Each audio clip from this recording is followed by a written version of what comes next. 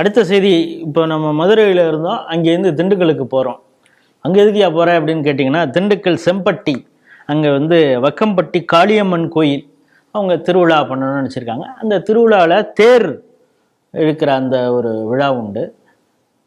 தேர் பவனியில் அங்கே பக்கத்தில் ஒரு சர்ச் இருக்குது. அவங்க என்ன சொல்லியிருக்காங்க, எங்கள் வழியாக அந்த தேர் போகக்கூடாது அப்படின்ட்டுருக்காங்க. பிறகு போலீஸார் அவங்களோட இரண்டு பக்கம், அதாவது கோயில் தரப்பு பக்தர்கள் அவங்களையும் அந்த சர்ச்சு நிர்வாகத்தினரையும் பேசியிருக்காங்க. நாங்கள் சமாதானம் ஆக மாட்டோம் அப்படின்ட்டுருக்காங்க. பிறகு அவங்கள்ட்ட கன்வின்ஸ் பண்ணி திரும்ப தேர் திருவிழா நடந்திருக்கு. திரும்ப பாதி தூரம் திரும்பவும் இந்த வழியாக போகக்கூடாதுன்னு பிரச்சனை பண்ணியிருக்காங்க. ரெண்டு பேரையும் திரும்ப கூட்டி வச்சு பேசிகிட்டு இருக்கிற நேரத்தில் இவங்க பெரிய அளவு பிரச்சனையெல்லாம் பண்ணிட்டு இருக்கிற நேரத்தில் நூற்றுக்கணக்கான போலீஸார்கள் களம் இறங்கி அவங்களே தேரை வடம் பிடிச்சி இழுத்துட்டு போய் பாதுகாப்பாக எடுத்துகிட்டு போயிருக்காங்கன்னு ஒரு பத்திரிகை செய்தி. இந்த செய்தி எப்படி பார்க்குறீங்க?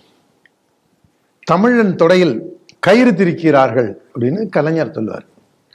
உண்மையிலேயே தமிழன் ஒரு சகிப்புத்தன்மையின் உச்சத்தில் போய் அவன் அப்படி போயிட்டானோ. நான் மதவெறியோடு இருந்தோம், நான் அப்படிலாம் சொல்ல. மும்மத கடவுள் யார் வைக்கிறாங்க? கிறிஸ்துவர்கள் வைக்கிறாங்களா? இஸ்லாமியர்கள் வைக்கிறாங்களா? நம்மளை பார்த்து அவங்க வைக்கணுங்கிறது தான் என் ஆசை. ஆனால் நாம் வழிபடக்கூடிய கடவுளை சைத்தான், ஹராம் அப்படின்னு என்னென்னமோ அதெல்லாம் சொல்லி அந்நியப்படுத்தி அவங்க என்ன பிரசாதம் கொடுத்தாலும் நாம் அதை சாப்பிட்றோம். அதில் இன்னும் அரசியல்வாதிகள்லாம் இன்னும் ஒரு படி ஜாஸ்தியாக போய் அதுவும் ஜோசப் விஜயாக இருக்கட்டும், இல்லைன்னா நானும் ஒரு கிறிஸ்துவன் தான், கருணாநிதி இருந்தால் அப்படிலாம் அந்த மாதிரிலாம் வளர இருக்க மாட்டான்னு வச்சுங்க. இந்த ஃபால்டாயில் சின்ன தத்தி இவங்கெல்லாம் போய் சர்ச்சில் முட்டி போட்டு ஏதோ ஒன்று சாப்பிட்றாங்களே, என்ன அப்பம்லாம் ருசிச்சுட்டு வராங்க பாருங்க. இவங்களுக்கெல்லாம் ஓட்டுக்காக இப்படி செய்யும் போது இதை ஒட்டி நான் அதை சொல்றதுனால இந்த சப்ஜெக்ட்லேயே சேர்த்து சொல்றேன். அங்கே நாங்கள் மெஜாரிட்டி, அதனால நீ இந்துக்கள் கடவுள் வரக்கூடாதுங்கிறாங்க. இதுலேருந்து ஒரு விஷயம் புரிஞ்சிக்க வேண்டிய ஒரு விஷயம், நம்முடைய தமிழ் சகோதரர்கள் புரிஞ்சிக்க வேண்டிய விஷயம். முன்னாடி இந்த வால் ரைட்டிங் நிறைய எழுதும்போது நீங்கள் பாருங்கள், நான் அந்த போஸ்ட் ஓட்டியிருந்தாலோ வால் ரைட்டிங்கோ நாளைக்கு நின்று படிச்சுட்டு வர வழக்கம் எனக்கு உண்டு. தமிழன் நடத்தக்கூடிய பழனி பாத யாத்திரையில், பால் காவடியில், திருச்செந்தூர் இதில், மேல்மலையனூர் அங்காளம்மன் கோவில் விஷயங்களில், கிரிவலம் வரும்போது வராத பிரச்சனை ஏன் RSS இந்து முன்னணி நடத்தும் ஊர்வலத்தில் வருகிறது அப்படின்னு இவங்க குதர்க்கமாக ஒரு கேள்வி வைப்பாங்க. நாம் சராசரி மனிதர்களுக்கு பல பேருக்கு சொன்னோம், அரசியல்வாதிகள்கிட்ட சொன்னால் நம்மளை ஒரு மதவெறியன்னே கொண்டு போய் ஃபிக்ஸ் பண்ணிட்டு இருந்தான். இப்போ அந்த செம்பட்டியில் இருக்கிறவங்க RSS காரங்களா, இந்து முன்னணிக்காரங்களா, பிஜேபி காரங்களா? அங்கே திமுக, அதிமுக, விடுதலை சிறுத்தை, இந்த உண்டியல் குலுக்கி அதில் இருக்கிற எல்லா கட்சியிலும் இருக்கக்கூடிய சாதாரண இந்துக்கள் அங்கே இருக்காங்க. ஆனால் அவன் என்ன சொல்கிறான், நாங்கள் இங்கே மெஜாரிட்டி ஆகிட்டோம், எங்கள் சர்ச் இருக்கு, நீ போகாத அப்படிங்கும்போது போலீஸ் அவன்கிட்ட போய் சமாதானம் பேசுது. அவங்க 2-3 தடவை போய் சமாதானம் பேசுகிறான். இப்போ அவங்களுக்கும் புரிஞ்சிருக்கும் இல்லை யார் பிரச்சனை பண்ணுறாங்க. ஆனால் அதில் ஒரு பிரச்சனை என்னன்னா, தேசிய கொடி ஊர்வலத்தை பாதிங்கெல்லாம் இருக்காங்க. அண்ணன் H ராஜாவை என்ன சொல்கிறான் பாருங்க, இளையாங்குடியில், சார் அவங்கெல்லாம் அவங்கள அட்டாக் பண்ண ரெடியாக இருக்காங்க, நீ நீங்கள் இது எப்படி இருக்குன்னா அந்த பக்கம் போகாதீங்க சார், பிட் பாக்கெட் அடிச்சிருவாங்க, உங்கள் பர்ஸில் இருக்கிற பணத்தை திருடிடுவாங்க, செல்ஃபோனை வழிப்பறி கொள்ளைக்காரங்க இருக்காங்க சார், அதனால் வழிப்பறி கொள்ளைக்காரங்கள்ட்ட ஜாக்கிரதையாக இருக்க, நீங்கள் போகாதீங்க. வழிப்பறி கொள்ளைக்காரனை தடுக்க வேண்டிய, பிடிக்க வேண்டிய, சட்டத்தின் முன்னு நிறுத்த வேண்டிய கட்டாயம் காவல்துறைக்கு இருக்கு. ஆனால் இந்த காவல்துறை என்ன பண்ணுது, தேசிய கொடி ஊர்வலமா போகாத, இந்து கடவுள் ஊர்வலமா போகாத, ஓட்டு கேட்க விஜயகாந்த் போன போது கூட, கருப்பு முருகானந்தத்துக்காக தஞ்சாவூர் பக்கத்தில் போய் ஓட்டு கேட்க போகும்போது கூட மீமிசல் பகுதியில் கல்ல விட்டு எரிஞ்சாங்க. இத்தனைக்கும் விஜயகாந்த் ரம்ஜான் நோம்பு இருந்த விஜயகாந்தையே அவங்க ஏற்றுக்கல. நல்லா யோசிச்சு பாருங்க. நான் என்ன சொல்றேன், இப்போ H ராஜா வெகமெண்டா இந்துத்துவ கொள்கையை பேசக்கூடியவர், அவர் எதிர்க்கிறாங்க புரிஞ்சுது.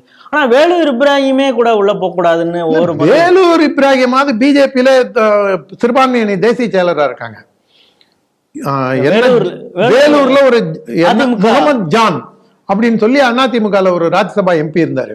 நமாஸ் பண்ணவே வரக்கூடாது, நமாஸ் பண்ணி அதிமுக நீ பிஜேபி, அப்ப நாம என்ன சொல்லலாம், நீ பிஜேபி காரன், நீ உள்ள பிஜேபிக்கு சப்போர்ட் பண்ணுவோம், நீ உள்ள வராதுன்னா அப்ப இந்த ஸ்டாலின் யாரு? இந்த கனிமொழி யாரு? அவங்களாம் பிஜேபி சப்போர்ட் பண்ணுவாங்கன்னா அப்ப எப்படி உள்ள விடுறாங்க இவங்க?